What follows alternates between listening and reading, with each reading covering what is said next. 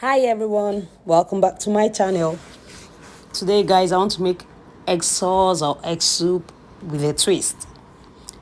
Egg sauce is as old as man, if I can say that, but today I want to make a special one.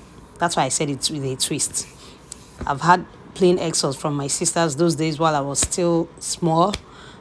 My sisters who went to boarding school did this and they made it and they gave to us. It was nice. But today I'm making same thing, but this time with a twist. I took some meat from the meat I just steamed, and then I added water and made a little soup. Now I just added my egg, right? I whisked the egg and then I added it. After that, I will now add a little okazi leaf. That's the twist, guys. I added a little okazi leaf to it because I want to eat it with swallow, like I told you guys before.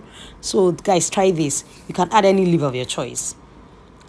You can add pumpkin or ugu leaf. You can add scent leaf. You can add curry leaf.